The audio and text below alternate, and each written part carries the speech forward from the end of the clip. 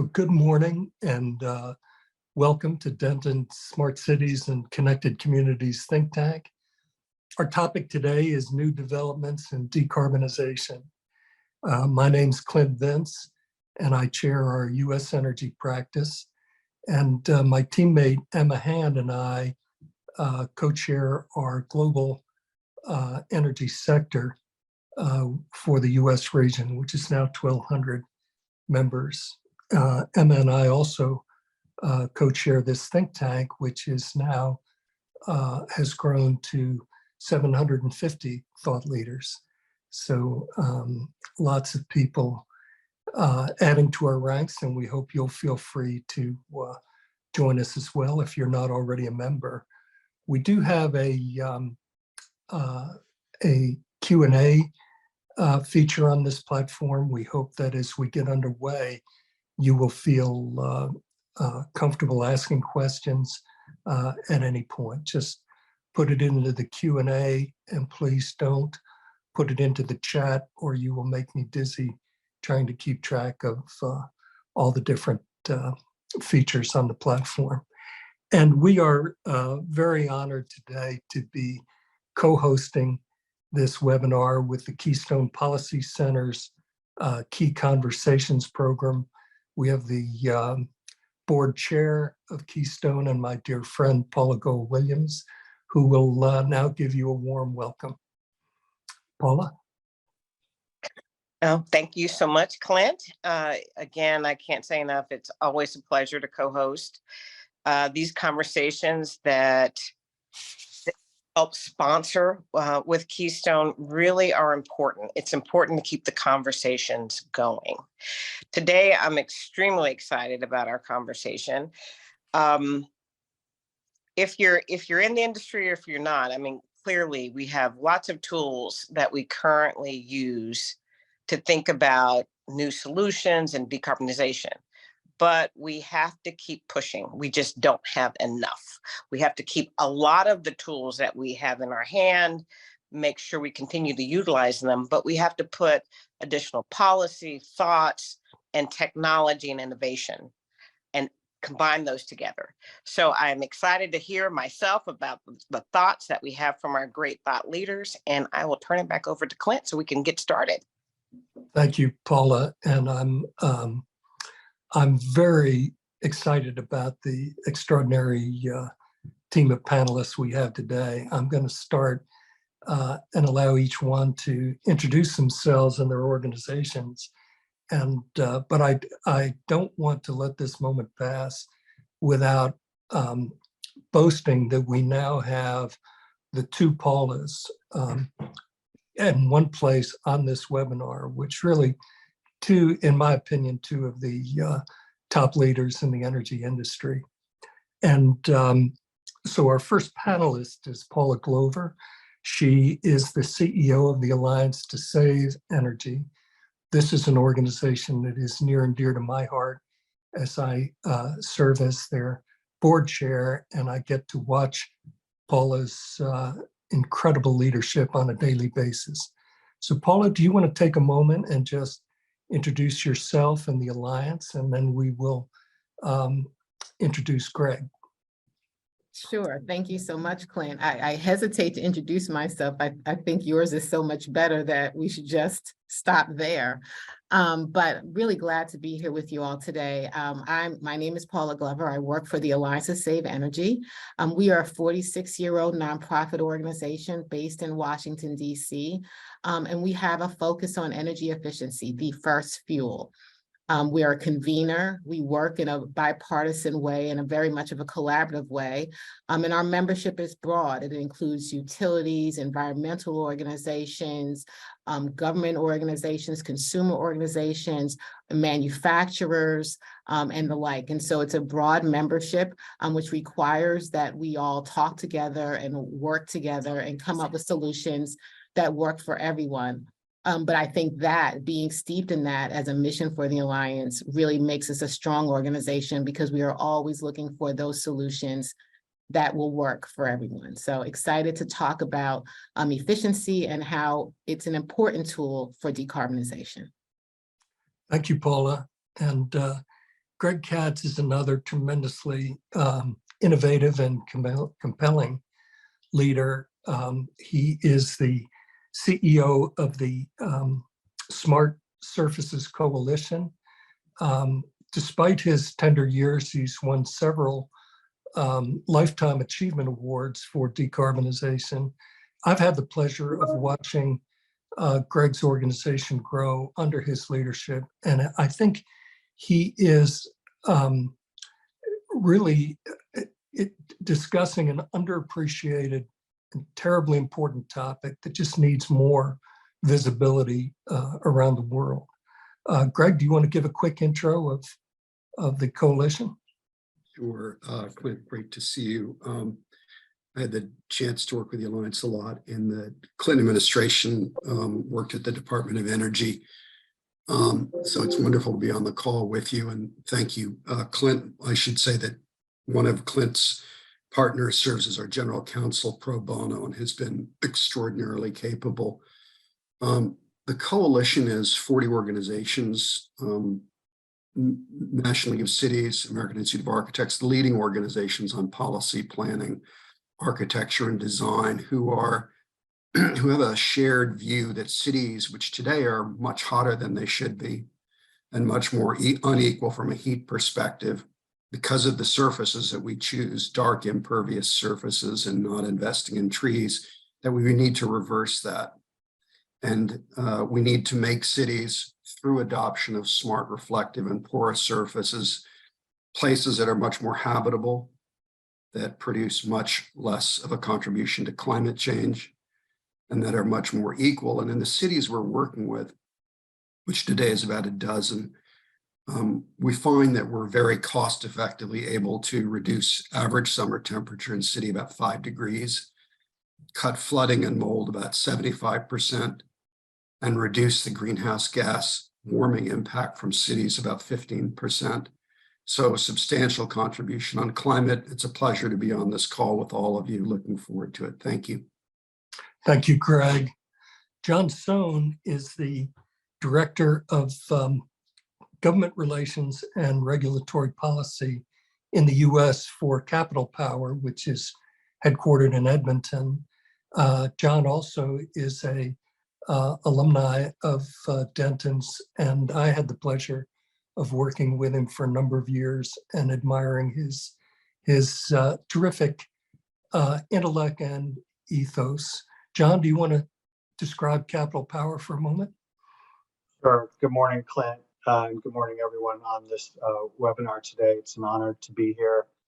Thanks to Denton's and Keystone for having me here. Capital Power is an independent power producer based, as Clint noted, in Edmonton, Alberta. We have about 8,000 megawatts of solar, wind, and natural gas in our portfolio on both sides of the border. Also a net zero carbon goal by 2045, and always looking at some exciting new technologies to integrate into our decarbonization pathways. So really excited to get into this discussion and learn from everybody else on the panel. Thanks. Thank you, John. And Deepa Podaval is the Senior Vice President and Sustainability Leader at Black & Veatch. She also heads their Global Advisory Services and is another really compelling leader in our field. And Deepa, would you like to talk a little bit about Black & Veatch? Thank you.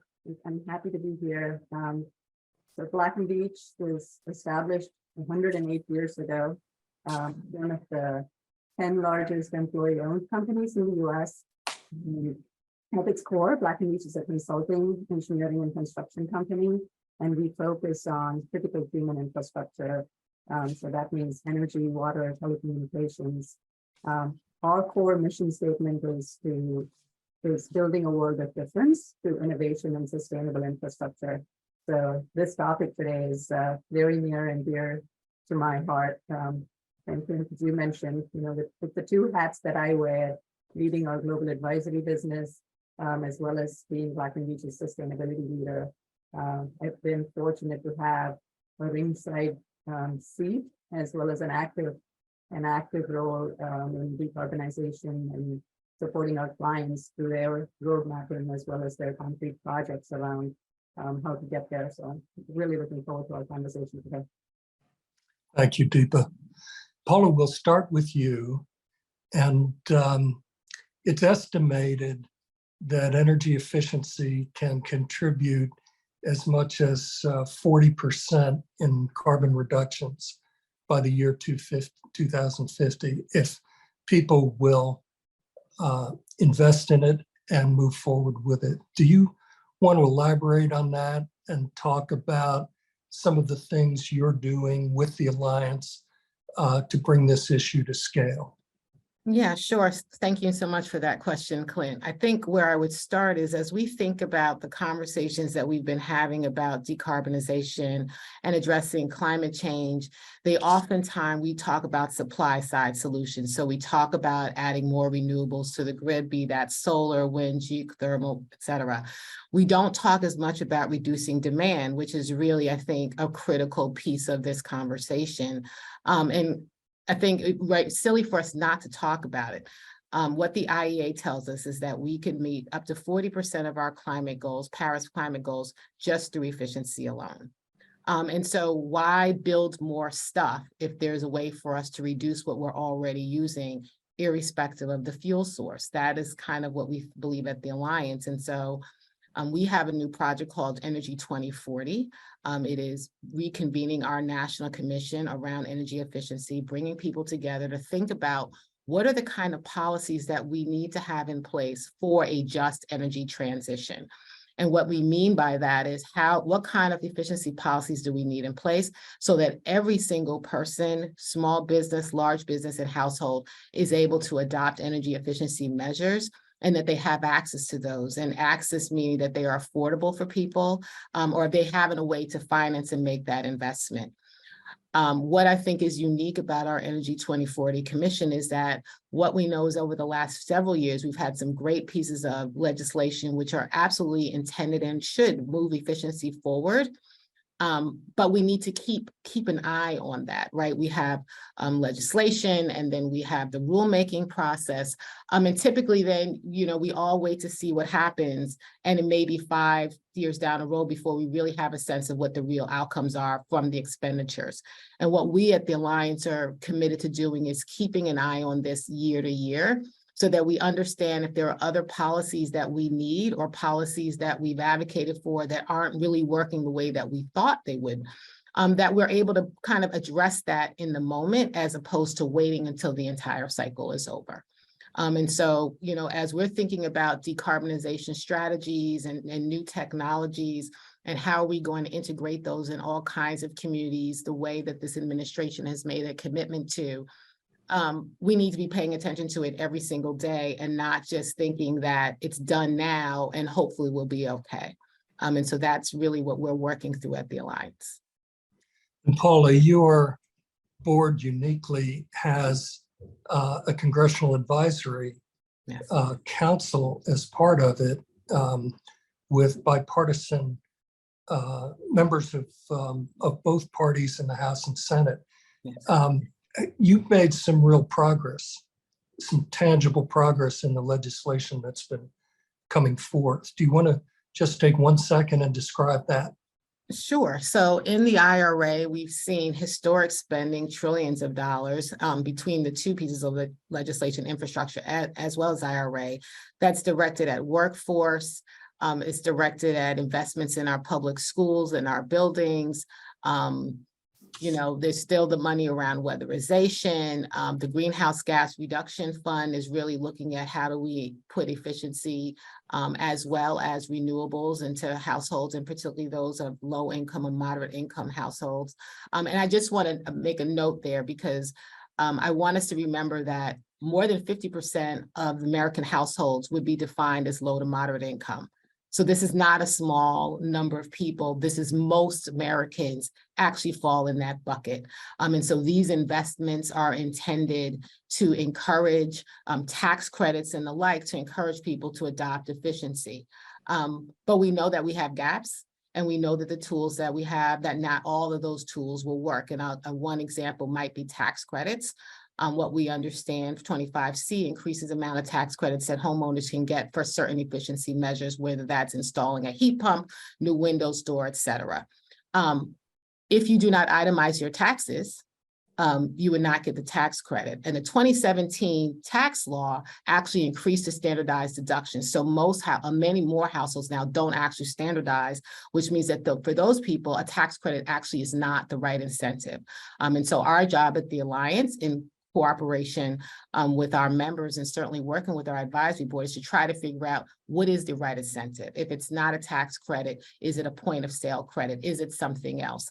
But that's what I mean by we can't stop here and think we're done with it, but that we have to completely do more thinking, because if we want everybody to participate, we have to understand how people interact with our current system, where they come in, and then how do we help them? Thank you, Paula. Greg, you gave us a great snapshot on what the Smart Surfaces Coalition is doing. Can you expand on that a little bit and tell us how you're going to bring your concept to scale? Thank you, Clint.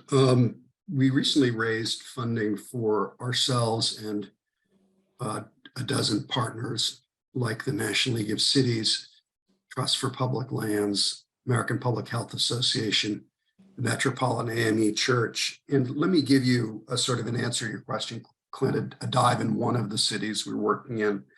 So Baltimore is 6 to 8 degrees hotter in the summer because it's dark, impervious surfaces, but that heat is not equally distributed.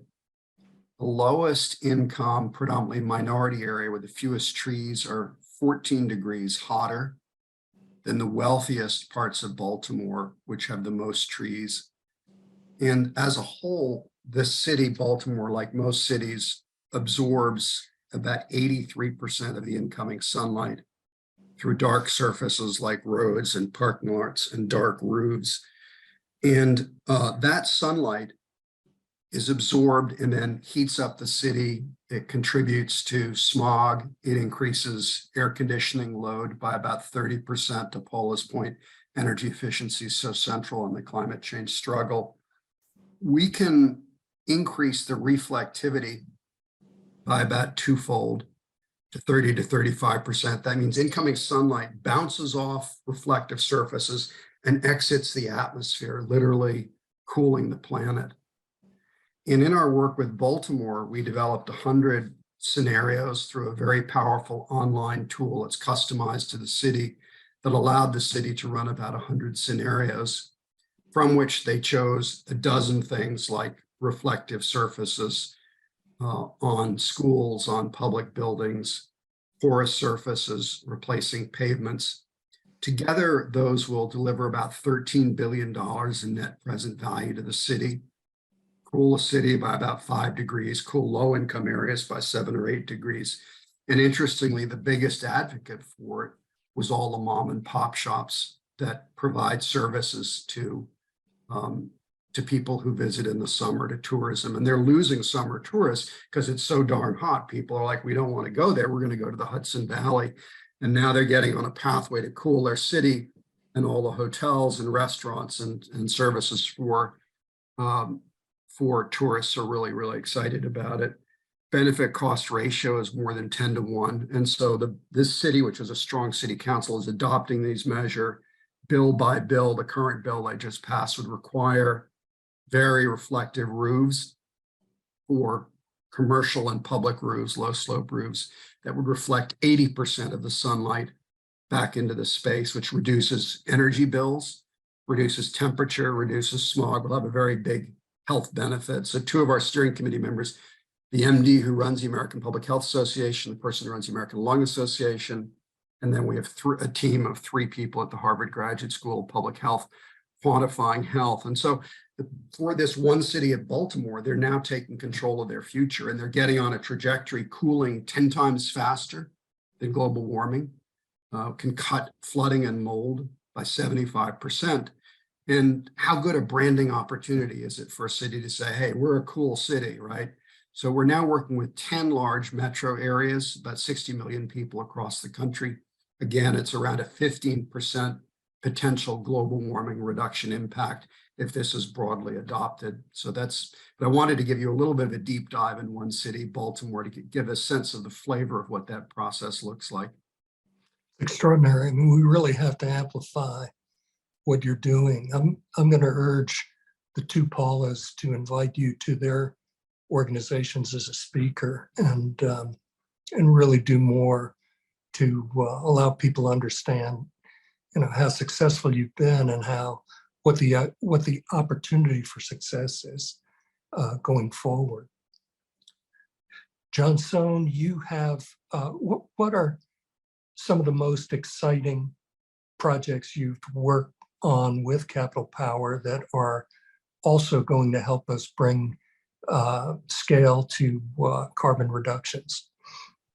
Sure, thanks, Clint. And what's so interesting about this panel is we're all going at this in different ways, going at the climate change challenge. And it's, in my day-to-day work, I often can't get out of the silo of what the power sector is doing. So the first two speakers have been really interesting. At Capital Power, we have a mission of powering a sustainable future for people on the planet. That's our mission. And in that context, we have a 2045 net zero goal. And there are really, it all started with our Genesee Power Plant, which is located in Alberta and was a legacy coal facility of Capital Power. In the 2017 timeframe, the government of Canada decided that it would pass laws that would require the phase out of all coal power in the country by 2030. And Capital Power, with its asset there, that was a real wake-up call for the company and set us on a more focused sustainability path going forward. And with the Genesee facility, originally the plan was to keep it running through 2030, and then there was a significant discussion about whether that was the right journey to go on, and we made a decision to be off of coal completely by 2023, despite the federal mandates that could have allowed the project to last longer. So by the end of this calendar year, we anticipate to be fully off coal and have the Genesee facility transferred to natural gas in full, which is a significant emission reduction in and of itself. But further on, we're partnering with other private sector entities and First Nations in Canada to move towards carbon capture and storage on that facility in what's known as a carbon hub, which is similar to the hubs that the DOE is setting up here in the United States to get that project fully decarbonized.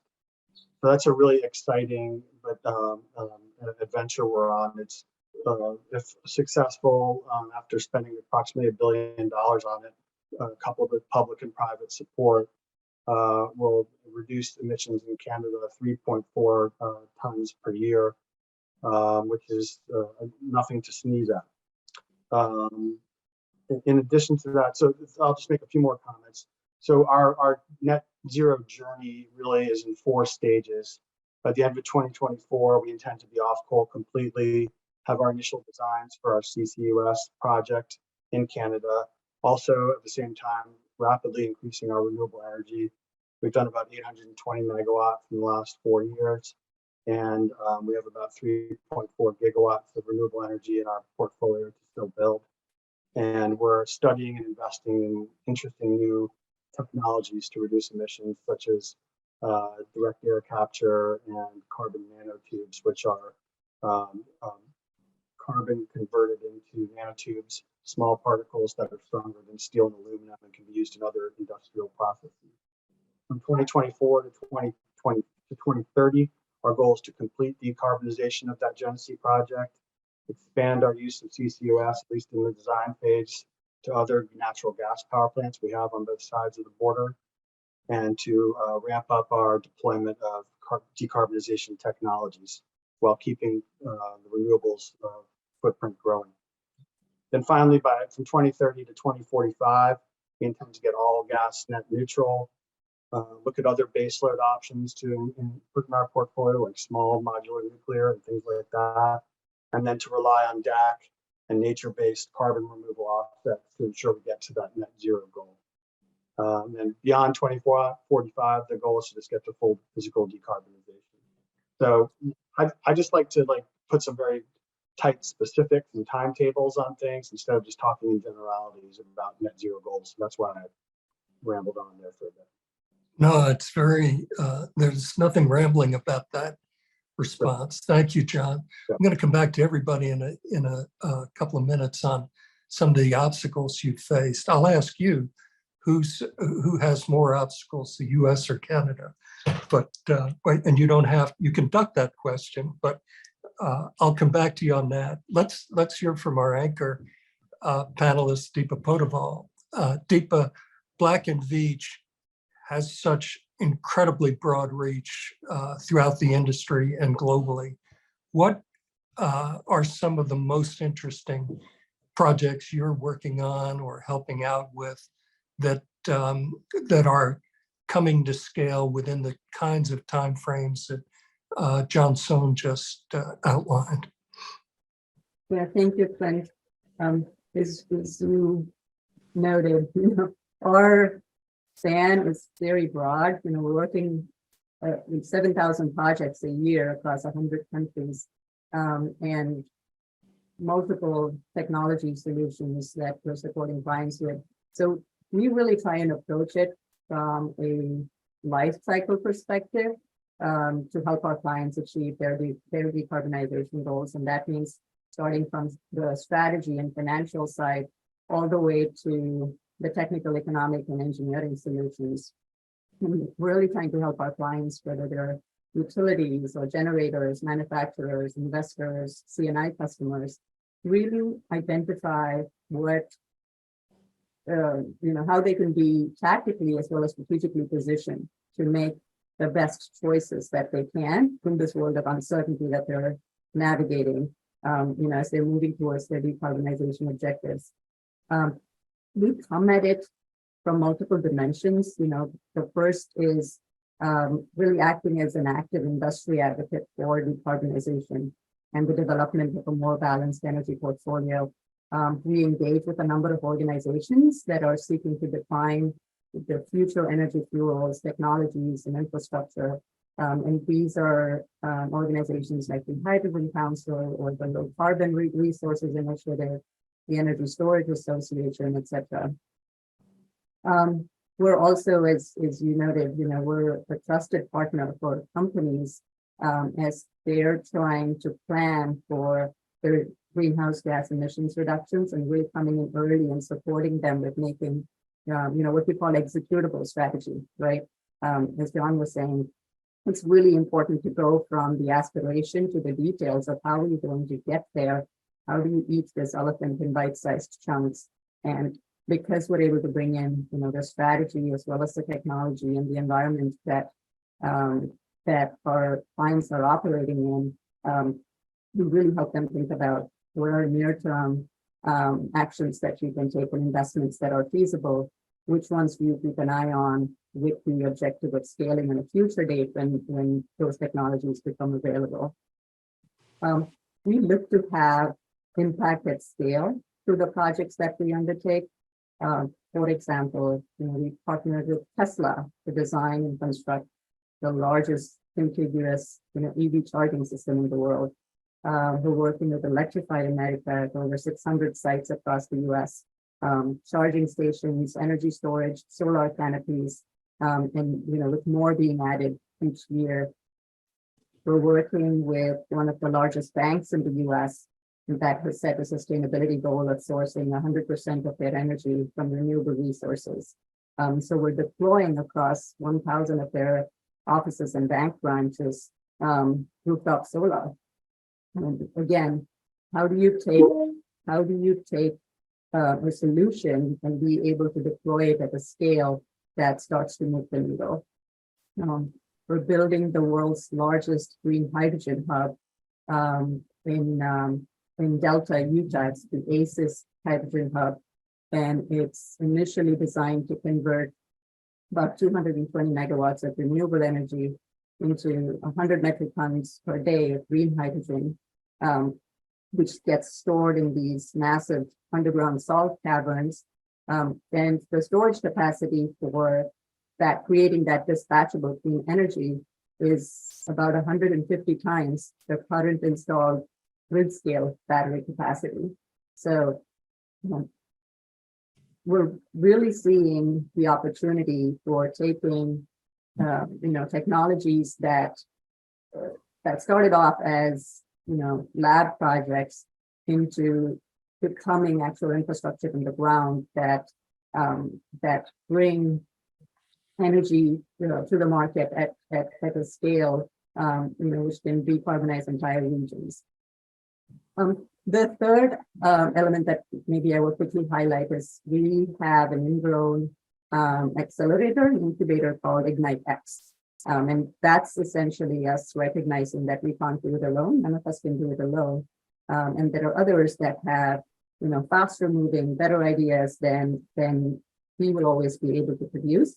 And how can we empower them to be able to tap into the engineering expertise that we have, but also to be able to scale their technologies quickly to be able to bring it, to market. We were recently awarded as a finalist, one of the 10 finalists for DOE's EPIC Innovation Prize, which is really looking to identify high impact ideas that can catalyze energy innovation. So again, a broad portfolio, there's a lot to be done, and we feel a sense of urgency in doing, as much as we can to support it. Wonderful. We'll come back to that in a couple of minutes, but thank you. Perfect overview and an encouraging one, actually. Paula Glover, do you want to talk a little bit about how the beauty of energy efficiency is not just cutting carbon emissions, but also cutting bills, costs, utility bills, et cetera?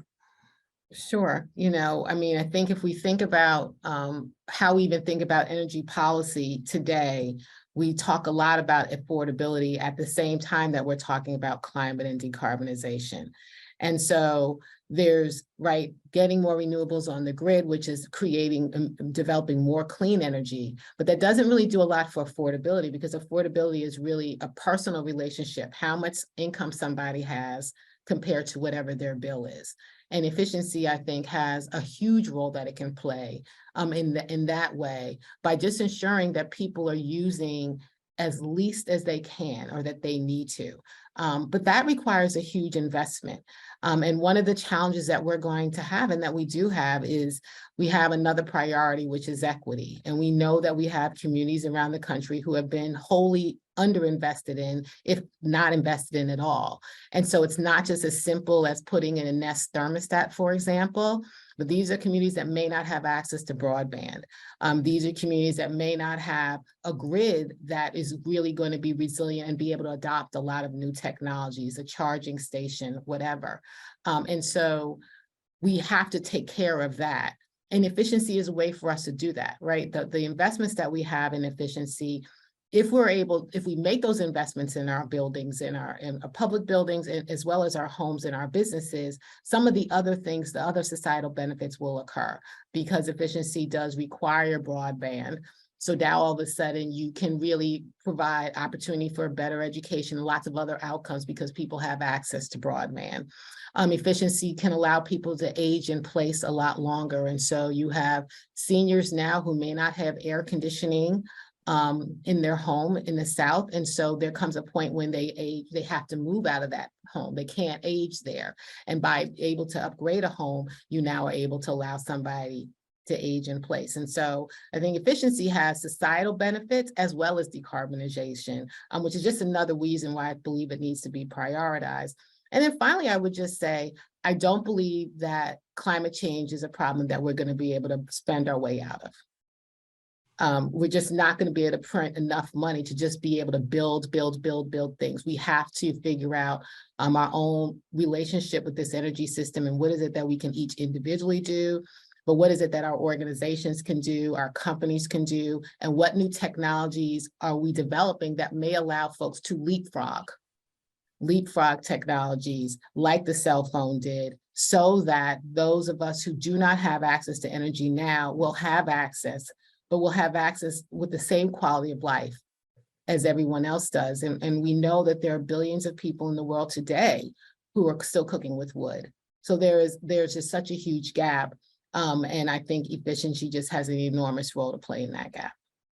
When you look at the projections by really credible think tanks and organizations, data gathering organizations on the potential savings from energy efficiency, it's just kind of mind-boggling that there's not geometrically more investment and effort dedicated to this subject. Well, I think the word that I want to hang us with is investment, because it is an investment. And so particularly if we're thinking about households, and let's think about our low moderate income households. These are typically households that don't actually have a lot of extra money to invest. And the kinds of investments that you need in efficiency are costly. So if you live in a home that isn't properly, doesn't have great lighting, you're going to spend money on bulbs. But if it's not well insulated, that's thousands of dollars, right? And in certain parts of the country, if you don't have a home that's well insulated, that means you have higher cooling bills. You may have higher, there are all kinds of other things that are baked into that. And so if people don't have the kind of income now and they have a high energy burden, the likelihood that they would have the money to invest in efficiency is probably not likely. They have the high energy burden because the income doesn't meet the cost. And so we have to think of creative ways to support people and small businesses, quite frankly, and communities as a whole to make these kinds of investments. Otherwise, they're always trailing. They're just always going to be trailing. And so it is an investment, and we have to think about it that way, that it's an important investment. It's not just something that someone's buying. I've attended so many public hearings in communities and cities where people on fixed income or low income will come in and talk about having to decide between paying a utility bill, paying for medicine, paying for rent or groceries. It's kind of a heartbreaking discussion. And it would seem to me that the benefits of energy efficiency are so demonstrable that there would be more political support for it. I think, Clint, to your point, there is a great deal of political support for it, but how do you do it is a different kind of conversation, right? Well, I think we have lots of policymakers, certainly those who serve in our advisory board, but others who absolutely support efficiency and believe in all that it can do. But there's a different conversation that happens when you start making an investment and how are we going to direct our dollars? And particularly when they're large investments. We're not talking small investments, we're talking large investments. And so that's where we've got to get the appetite up to want to make that kind of investment versus something else, right? So if we're thinking about wide adoption of roof-type solar across the country, we shouldn't be doing that without efficiency first. Why would you want somebody to put rooftop solar on their home that may have more capacity than they actually need, which means they may be spending more money on that solar? Why would we not want them to have a tight building envelope first? And then we buy, then we put on the solar. And so it is about us collectively, even as an industry, rethinking our own priorities and how we address this problem. In addition to getting policymakers and regulators, quite frankly, to think about the way that they value efficiency so that it does incentivize the behavior that we want. One thing you've done is you've managed to work over the years to have energy efficiency not be a partisan issue. And you've been pretty successful at that. Fingers crossed. I hope we continue to be successful. I think what our perspective at the Alliance has always been for 40 plus years is let's use what we have the most efficient way, conserve.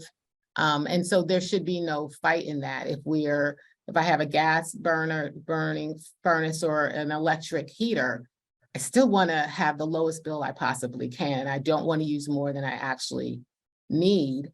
And so we've got that's a role for conservation as well as efficiency. And there's a lot of education that has to happen, I think, across the board. And certainly even internally, I will, and I'm going to end with this, but I will say since I've been in this role, I've probably had more arguments with energy advocates and energy experts about the value of efficiency than I have with a politician or a policymaker. It's typically people who work in the industry who will tell us that efficiency is useless. And so, yeah, I've been halfway successful, I guess you could say. Great with the policymakers, but I got more on the other side. Okay, we'll come back to that a little bit. Thank you, Paula. Greg, what are some of the challenges you're facing in the cities that you've been working on that you described earlier? They're mixed. I mean, we started doing a lot of work in Stockton, Texas with the mayor who then unexpectedly lost an election, and the new mayor came with that old mayor is an idiot. Everything he was doing is bad. So that's always a problem. So now we will only work with cities where there's at least a 3-year visibility on governance, as well as kind of getting high level commitment from the city. I think sort of picking up on Paula's point about energy efficiency, it's, I think, true with smart surfaces, as we call it generally. People think about power kind of the way John does it, right? Large power plants generating power. But the reality is that because of energy efficiency, US energy consumption is half what it would have been otherwise. And a strategy like smart surfaces, where you're integrating reflective surfaces to bounce back sunlight, porous surfaces to absorb water, green surfaces that kind of help both trees and PV, that integrated strategy for a lot of cities is one that they have to cross two sort of sets of boundaries for. First, there are something like 7 or 8 city agencies responsible for surfaces, so you have to get them working together. Second, as you pointed out earlier, these disparate objectives like addressing climate or environmental justice or energy poverty, as Paula pointed to, are all dealt with separately. So you have to get the city to step back and say, hey, this is a big enough opportunity, 5 degrees of cooling, or a huge way to mitigate heat risk, or a way to deal with the challenge of erosion of summer tourism. If you have a big problem that you can solve, you can get cities to rethink at a high level across these different boundaries. And so what we've learned to do is frame it as a large opportunity that solves large current problems, such that the mayor and the council and the CFO pay attention, because it's a big enough deal that solves current problems that they can't sit on the sidelines. Thank you, Greg. It's, it is surprising that we have not seen more discussion of smart surfaces in many of the political discussions we participate in. You may have seen more of it and generated more discussion, but it's not as well known as it really needs to be. Are you optimistic right now that you're going to be able to spread the word to remaining cities across the US and globally? I think the answer is yes. I had an interesting call with the former mayor of Miami about 1.5 years ago, Manny Diaz, and he said, cities want to be the first. And then he stopped and said, as long as it's been done before. And we're getting to the point where it's starting to be done before. I think by the time another 4 or 5 cities adopt this, are talking about it, we have a media firm that we employ to highlight city successes and partner successes in all of this. Then it goes from feeling new and risky to really obvious. I mean, why would you not switch from surfaces that make us miserable and at risk of flooding and excess heat and the big energy bills Paula's talking about? If at very low or no cost, you can switch to something that's much cooler, why wouldn't you do it? Well, the main reason not to is a little bit of a sense of risk, or that's not the way it's done. So once it's adopted by, I would say, 6 cities, which we think we're 2 years from, then I think it spreads very rapidly. MacArthur just funded us to do our first city in India. I'll be there in about 10 days. City of Bhopal. Those are places of the world where it's not an issue of health or comfort. It's a matter of life or death. There was a study put out by the National Academy of Sciences saying by 2040, 300 million people in the world would live in places, mostly cities, many in India, where the heat waves will exceed the human body's capacity to survive. So it's a life and death issue. And only 8% of the population of urban India has air conditioning. So it's impossible to air conditioning your way out of it. And as Paula pointed out, the problem with air conditioning is you're dumping heat outside by cooling inside. So that can heat a city by 2 degrees. All of those air conditioners use as coolants greenhouse gases, which are very much more powerful than CO2 or as a greenhouse gas. And when you look at apartments, I was just in New York, there's an apartment building on about the mid 50s on, I think, 6th Avenue. And if you look at it, it's 40 stories and about 40 windows across. Every single one of those windows are filled with air conditioners. And those air conditioners preheat the air for the air intake for the air conditioner above it by 10 or 12 degrees, which reduces the efficiency by 40%. So if we do AC as our solution to heat, we're just accelerating climate change. So the only alternative is citywide cooling. And the only way you get citywide cooling is smart surfaces. So I would say because we've got some traction and because there's no alternative, we think we're going to get there. We think it should be the US norm in 5 years, globally in 10 years is our objective. Greg, you mentioned in your earlier comments something that we have really found in our think tank work on smart cities and connected communities to be one of the greatest obstacles to success, and that is the different regulatory and governance structures within a city and political subdivision. The smart cities started as really a tech play among the tech companies. We broadened that definition for our think tank to really the essential need to modernize infrastructure as a result of the urban migration. But within that definition, we emphasize not only modernization of physical infrastructure and digital infrastructure, but social infrastructure.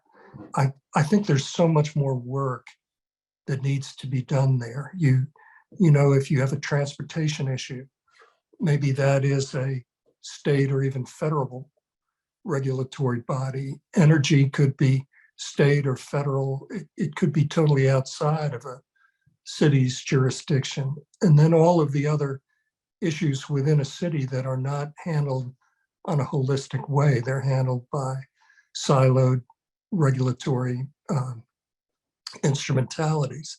So I think this is something where our think tank's been doing a lot of work, but I think much more work needs to be done.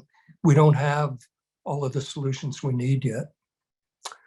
John, I previewed or foreshadowed my question to you to ask you what are some of the obstacles you're encountering. If you feel comfortable differentiating between the US and Canada, please do. And anything else that you want to add into that mix for our audience. And I just do want to mention that we would love to have members of the audience, if you have questions, please just put them into the Q&A mechanism on this platform, and we will read your questions out. Go ahead, John. Sure, thanks, Clint. So when I think about differences or opportunities with Canada and the US, there's so much we share, the two countries share, that I've learned about over the years working on both sides of the border. And there are a significant number of interconnection ties in the electricity industry, for instance, that send power in one direction or the other based on the time of year and where the demand is. So decarbonization benefits in Canada can actually flow into the US and vice versa, and often do. So I think about that, and then I think a lot about how we both have shared emission reduction targets that we've submitted to the United Nations. So we have that in common. And then from sort of an energy security and climate change perspective, there's so much positive work to be done to achieve our goals across a number of sectors. So much of the critical minerals, for instance, that we need to build the electric vehicles of the future can be found in Canada, some in the US as well, but really Canada holds a lot of opportunity for the auto industry from a critical minerals perspective. So there's so much work to be done, and which requires policy harmonization and strategic thinking across the borders, which I know our leaders are doing right now. So in the electricity industry specifically, I think it's interesting to see where Canada's gone. Both sides of the border, we have mandates and incentives, but I think the mandate side of the equation has gone further and more national in Canada than it has in the United States.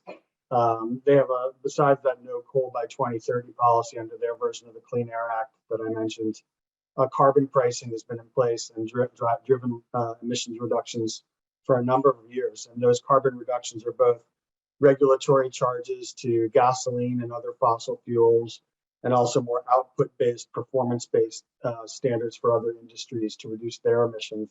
And those things have really driven change on the road to sustainability in the electricity industry very far. Where I think in the U.S., I mean, the Inflation Reduction Act and the bipartisan infrastructure bill both have just ramped up the incentive-based structure and the tax incentive structure dramatically, and now Canada's trying to catch up on some of that, looking at a 45Q like standard incentive for carbon capture, things like that. So it's really, I think, about learning. There's a lot of learning to be done across borders about what works best so we can achieve our North American goals. Thank you, John. Can you Sure. talk a little bit, earlier you talked about nanotube technology and also smart nuclear reactors. Can you elaborate on those two subjects a tiny bit? Sure. So the carbon nanotubes are a really exciting part of a larger puzzle of utilizing carbon once it's captured from the air, whether through direct air capture or through end of an emissions pipe capture. And really, there's a whole ecosystem of technologies out there to, instead of shooting the carbon underground or burying it underground, what can we do across different industries to take that carbon and use it in industrial processes that will ensure the emissions reductions are secure for a long time as well. And so carbon nanotubes is one example of that. We've invested in a company called D2CNT, which was a finalist for the Carbon X Prize a couple of years ago. And we're involved with them in their demonstration project on that right now. And it's really an exciting technology. It's the challenge is the demand for it to grow, but we're partnering with a cement company that will buy the nanotubes and integrate them into their own processes to develop their cement. And so that's only a small portion of the emissions that come out of our power plant, for instance, but the reductions that the cement company will get from integrating those nanotubes into their production processes are, tenfold what we would get from the direct capture from our facilities. And so there's an endless number of examples like that of different technologies that are emerging right now that are very exciting, but often get sort of left behind in policy discussions that are more focused on the storage aspect of carbon capture. The nuclear piece, I would not characterize myself as a nuclear expert by any stretch. However, the next wave of technologies is about making nuclear less about these large behemoth projects that often face cost overruns and other challenges, and more about sort of modular nuclear reactors that are smaller, more manageable from an environmental health and safety perspective, and can be put up very quickly at lower cost, and then provide a baseload type of energy to pair with renewables as they grow. What's your time frame? What time frame are you seeing within Capital Power with respect to small modular nuclear reactors?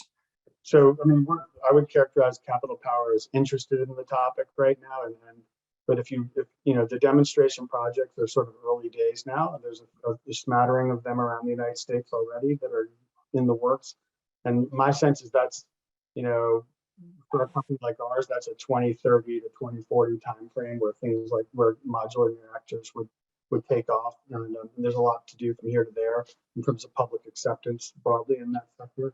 But that's my sense of where the timeframe is on that. Thank you, John. Sure. Deepa, what are some of the challenges that Black and Veatch are observing with respect to the projects that really exciting projects you described earlier. Yeah, in addition to the projects and the line of sight that we have from our projects, we also undertake primary research through our annual strategic directions report. So I'll share, a couple of challenges that we've uncovered as we're looking to facilitate these low carbon transitions. The first and a very dominant one is really around demonstrating investment returns, just sort of that basic threshold that you need to cross. Many stakeholders, especially in the past couple of years, have increasingly announced their commitments to low carbon targets, but they are struggling with demonstrating the economics of trade-offs with the existing fuel sources and their existing manufacturing options, and having a clear vision for the role that these investments will play in their broader long-term portfolio. So that continues to be part of an ongoing set of planning and evaluation challenges. Right now, there are many federal, state, and local programs, tax credits, cost offsets, we've been talking about some of them, and they're being funded at historical levels really to accelerate this wide range of emission reduction fuels and technologies.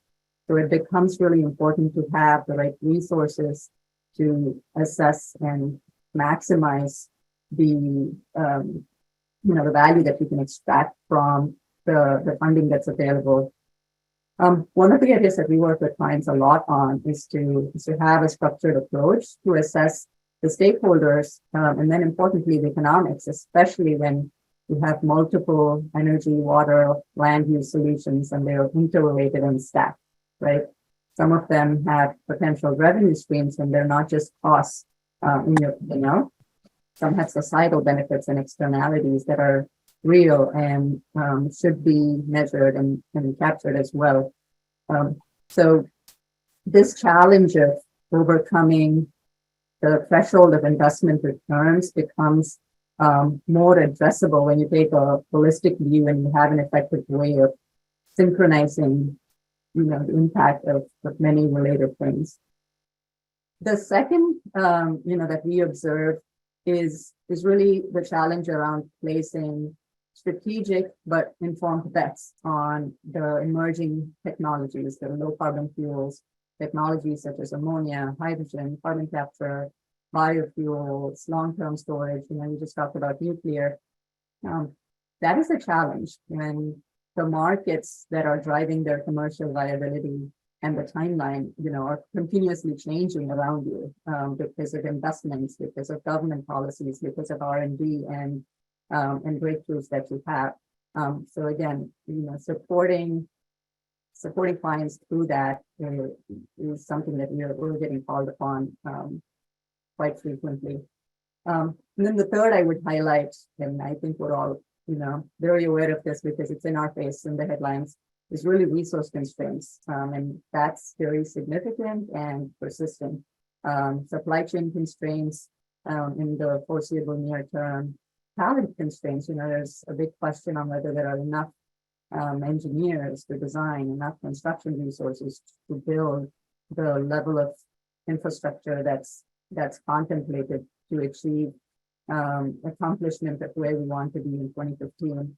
And to Paula's excellent point, in the spirit of bringing all potential solutions, I think there's enormous potential in really looking at the demand side of it as well, because you may have your preferences, but the practical reality of it might be you may not even be able to get to the supply side resources that are contemplated without being able to move where the demand side is.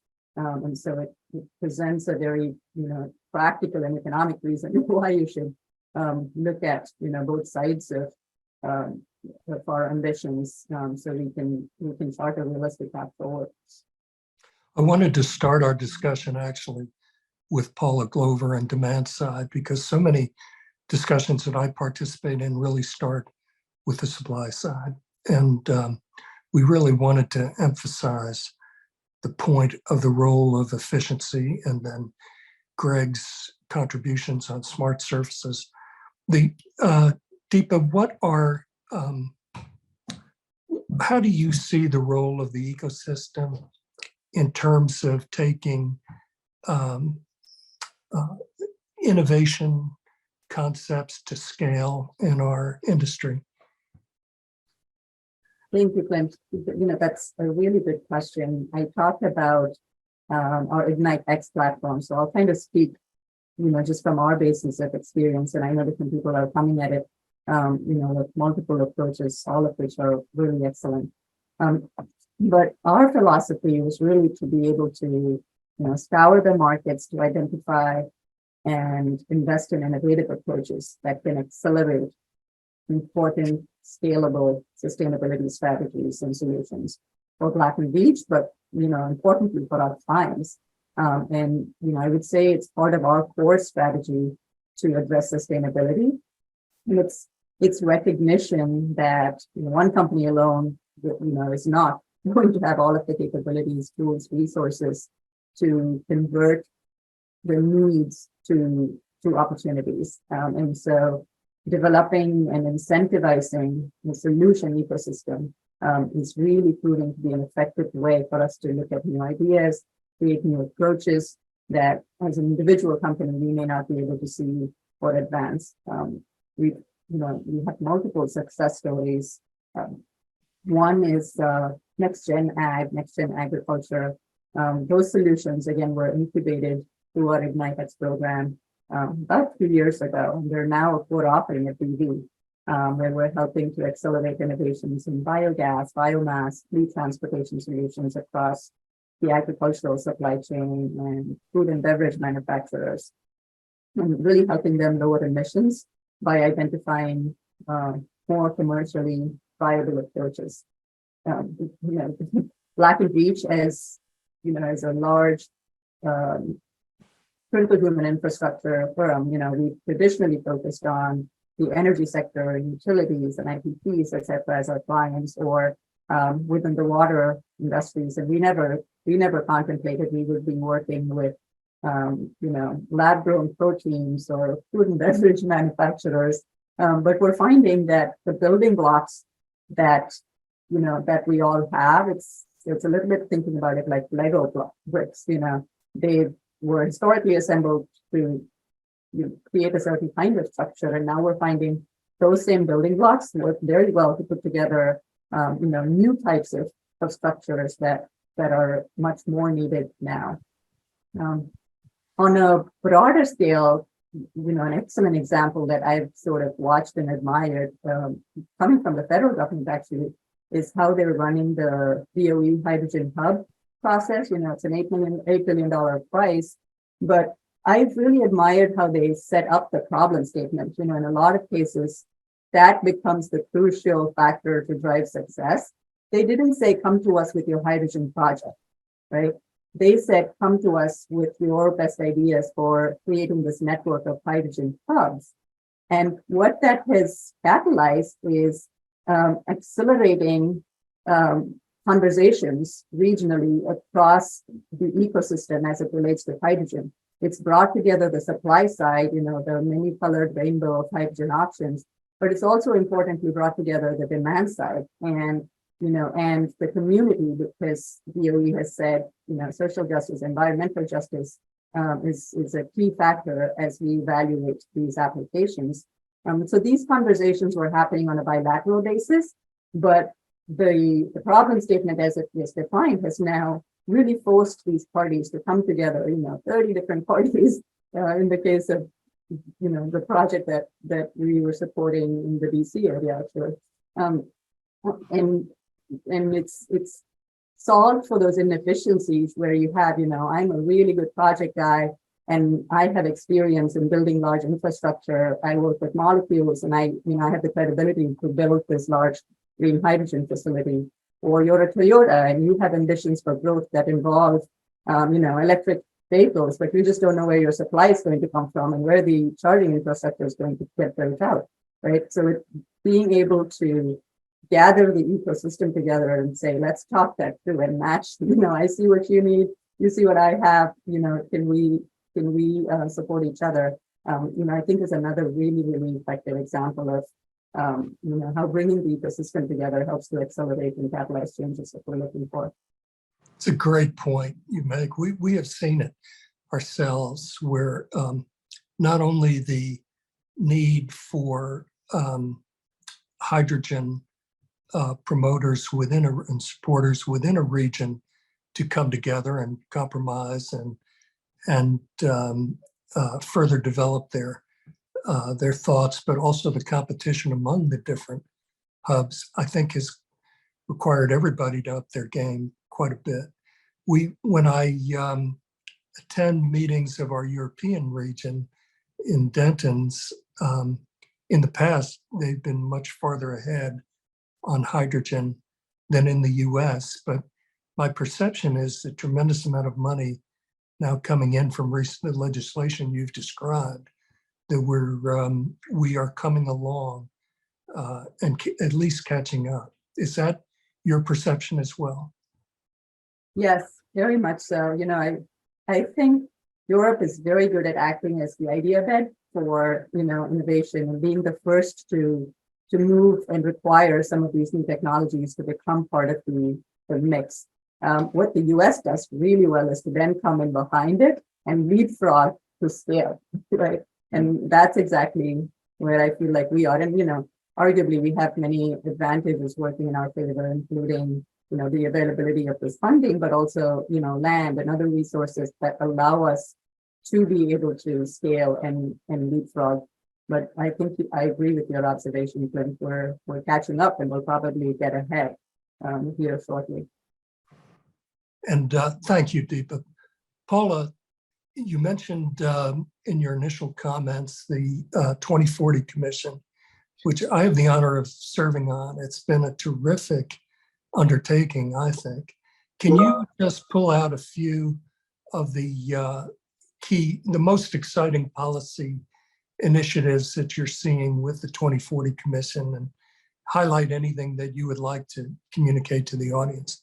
Sure. I think what we're finding, and right now, I think what we're focused on is how the rules are written. So we're really, really excited, I think, about the opportunity that the Greenhouse Gas Reduction Fund presents, not just for accelerating efficiency in all kinds of neighborhoods across the country, but being able to pair efficiency with that acceleration. So that's very exciting. I think also, though, even more broadly than that, is the administration's Justice 40 initiative and a focus on community benefit agreements, which is part of what Deepa is referring to, is a new way of us thinking about how we distribute federal funds. And it does force everybody who's going after this money to bring others along with them. The questions around particularly the community benefit plans are really interesting because they are focused on not just health and public health, but they're also very much focused on job creation. It's also very much focused on small business creation. And so the fact that there's far more of a holistic look at the issues that kind of surround the, you know, an infrastructure bill, I think is really what makes us at the Alliance excited, because it certainly gives a sense that we're trying not to repeat the mistakes of the past. And what I mean by that is that you have a limited perspective that allows you, maybe it's just a utility company that's building infrastructure without the inputs of others. And even for those companies, it's not the best scenario for them, right? Nobody wants community members to come out and oppose a project after you've already proposed it, designed it, maybe even got finance and ready to go, right? That's not the time that you want people to be upset with you and protesting what you're trying to build. And so this new process kind of also gets us away from that, because if you're trying to go after federal funds, you do have to engage communities often and early and have a demonstration of that if you're going to be successful with your application. And so I just think the fact that the money that's coming out through the infrastructure and IRA has that particular focus is really exciting, because I think it gives us the opportunity to get it right. And we don't have time to really get it wrong. Paula, you and Greg both touched on equity. I think everyone has actually in our conversation today. Do you want to just take a moment and talk a little bit about what you are doing with respect to historic Black universities and colleges? Yeah, sure. And so first, I'm gonna just because I always like to level set that when I talk about equity, I'm talking about everyone. And so I want to make sure people, that's not diversity, but what I'm talking about is how do we ensure the most rural community in East Texas is going to be able to have the same access as somebody who lives in West Virginia, that somebody lives in Brooklyn, that somebody lives in LA.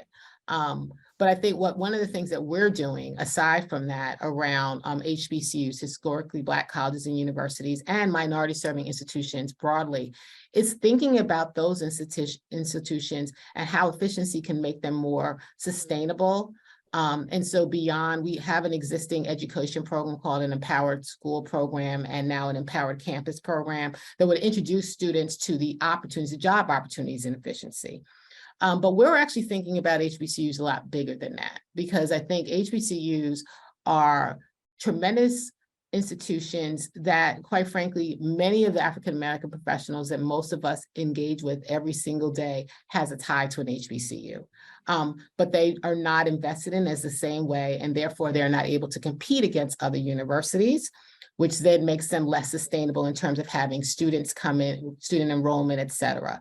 And so efficiency gives an opportunity to upgrade buildings. And when the power of upgrading a building can change everything for university. People, universities invest a lot in their infrastructure and buildings, their dormitories. Students want the latest, greatest, brightest, newest. They're looking at that stuff. In HBCUs that do not have that investment, people might be surprised that there are universities where students don't have internet 24/7. That's a big deal. That's a problem. And so using efficiency as a tool to upgrade the buildings, and then to my earlier point, bring about all those other benefits is how we at the Alliance are thinking about it. So we're kicking off our HBCU Empowered Campus Program that is really designed to just do that. How do we help HBCUs not only educate the best and brightest of us, but also be sustainable institutions that can compete for research dollars and for students with every other university. Thank you, Paul. I'm really excited. I am too. Yeah.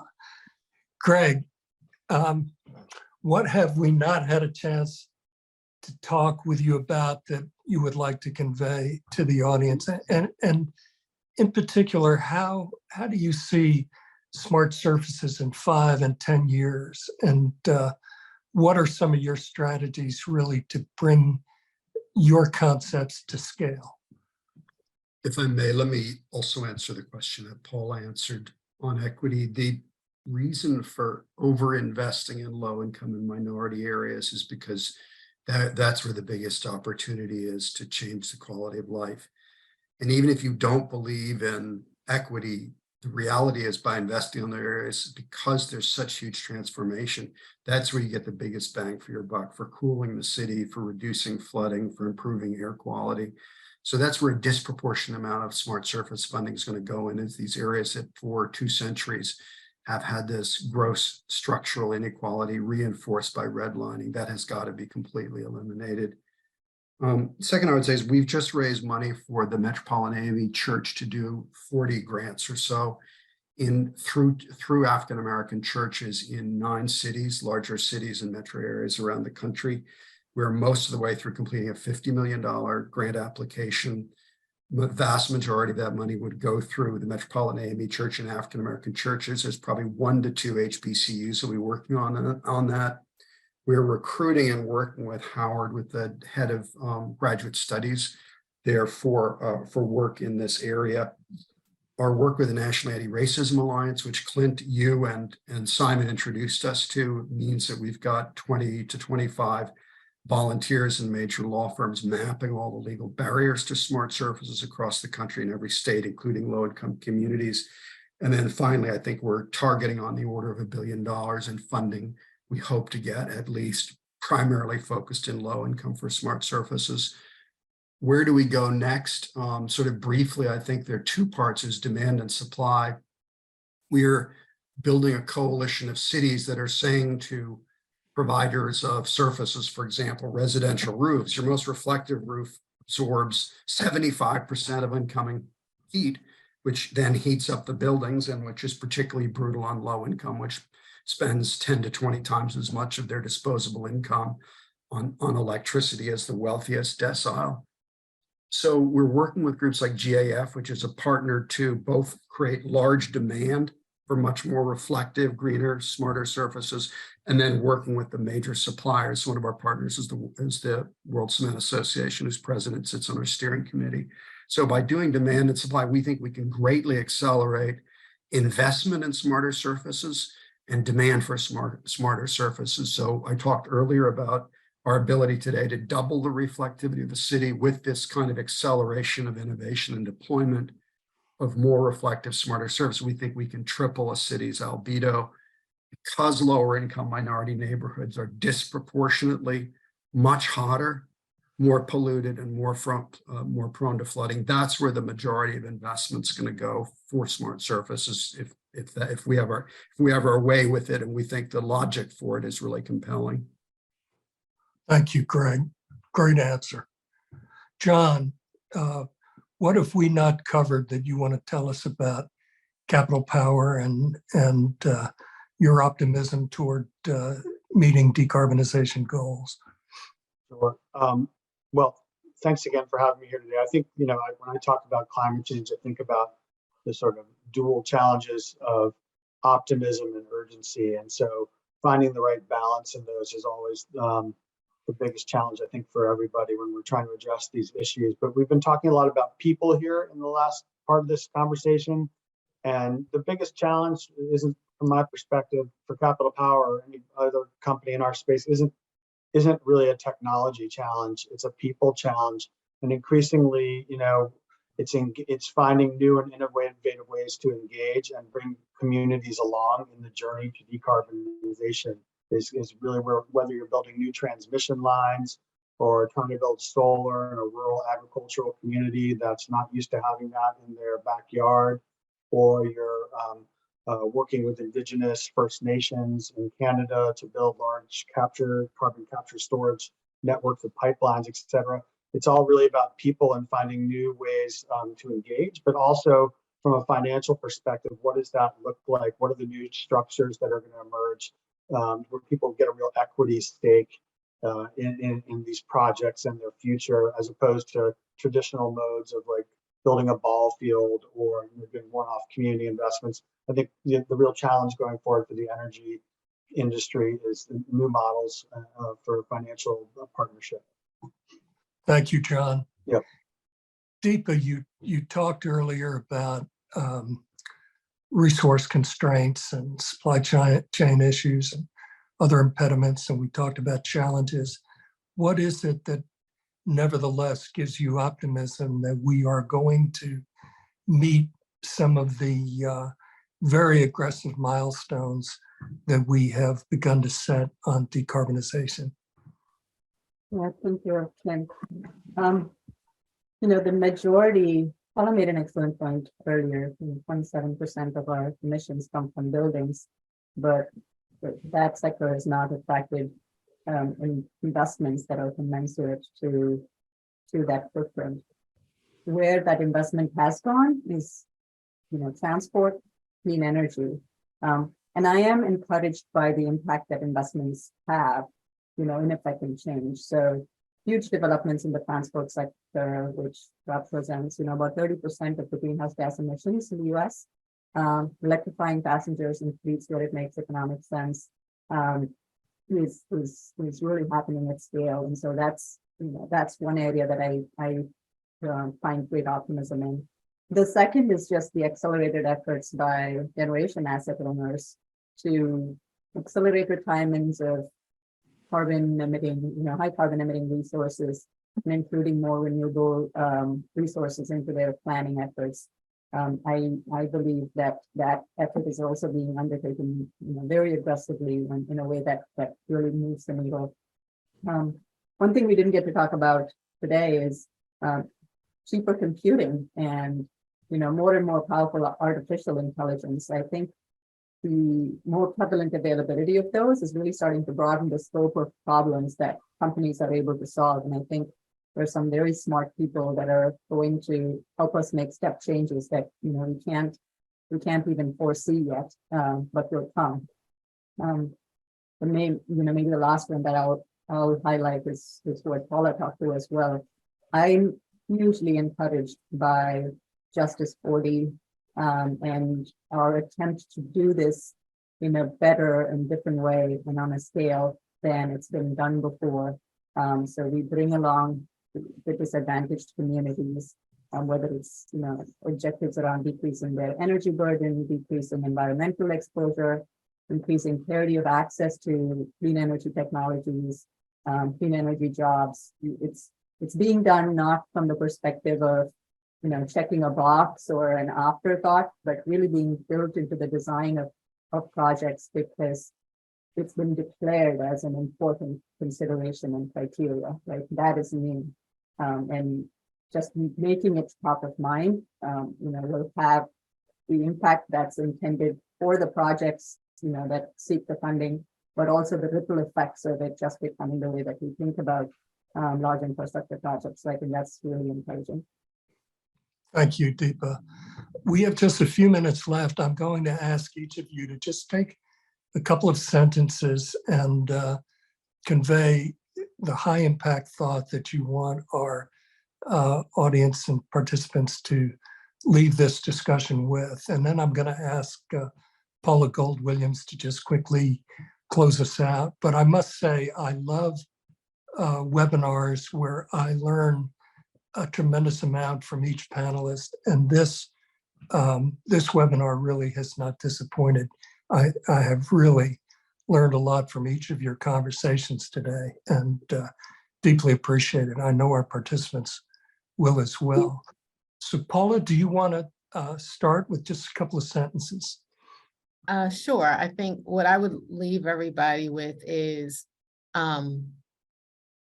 we have to start with the high hanging fruit, right? We all chase after the low hanging fruit because it's easy.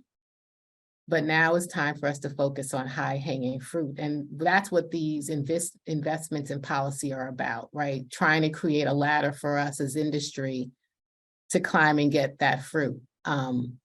But we're not going to reach our goals if we do not, I think, ourselves as industry and others commit ourselves to getting to to solve the problem that's the hardest to solve and keep chasing the easy stuff. Thank you, Paula. Perfect. Greg? Yeah, this may not be what you're looking for, but it strikes me that even sympathetic publications, when they talk about investments in energy efficiency or doing things that have health or environmental benefits, somehow presume that it's going to have a negative economic outcome or hurt competitiveness. And the reality is the opposite is true. And I think it's important to confront that kind of long-term sort of bias. Energy efficiency, as Paula said, is, it's whatever, 3 to 5 cents a kilowatt hour compared to what we're paying today on average, 14 cents. Well, that's 3 to 5 cents is a pretty darn good deal. And it's the lowest first cost and lowest risk with most co-benefits. And similarly, treating our city surfaces and our urban infrastructure in a way that understands and reflects the broader benefits. We all intuitively know that we like to go places in the summer that are shaded, that are greener. And by quantifying the impact that has on a whole variety of health and other measures, we can sort of demonstrate proof of concept very rigorously that strategies that protect our children, our grandchildren, and do things like reduce peak load for a utility like John through strategies that have a big impact at marginal extreme heat. That when you do the numbers, these strategies, which are motivated by often for moral reasons, when you do the numbers, it's actually the lower risk, higher return, better financial strategy. And I think it's important that we all say that as we kind of take our message out. Thank you, Greg. John? I definitely want to learn more about cooling Washington, D.C. in the summer. So I'm really excited to hear about the Smart Services Coalition. There's a lot of, the last thing I'll say is there's a lot of these net zero goals out there now. We've gone through a period of time where everybody's in the corporate world putting out one target or another, most of them, if not all of them, voluntary in nature. And it's really important now that we get down to specifics and timelines and and targets and specifics within those timelines of what companies are going to do. And there's lots of different actors that can be supportive of that or hold companies' feet to the fire, but they're all important, and it's a real necessity here in the next few years. Thank you.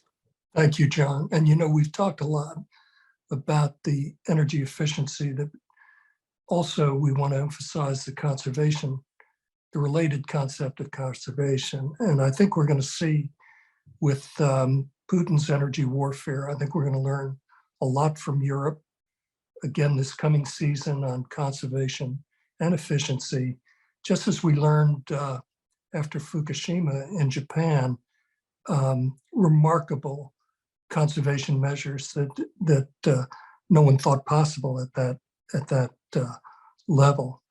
Deepa, you get to have the last word. No pleasure. I just wanted to leave us with the thought that there are tremendous challenges ahead of us, right? 150 trillion in investment anticipated between now and 2050.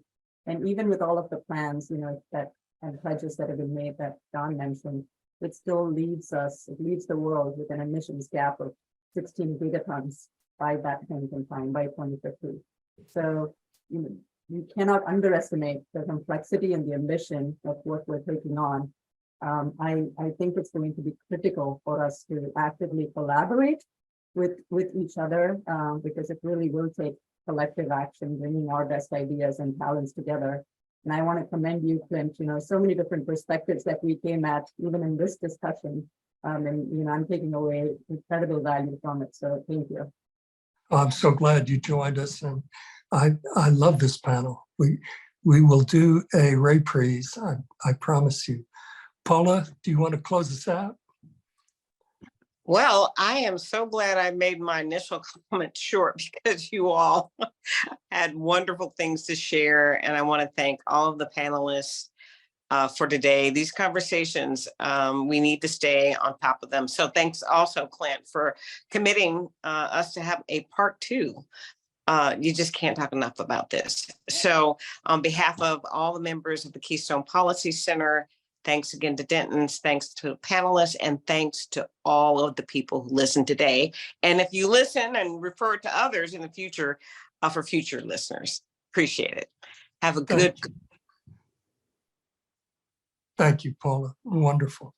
And I'm just going to join with Paula and give you each an ovation on behalf of the audience. And we really, it's just a great, great webinar today.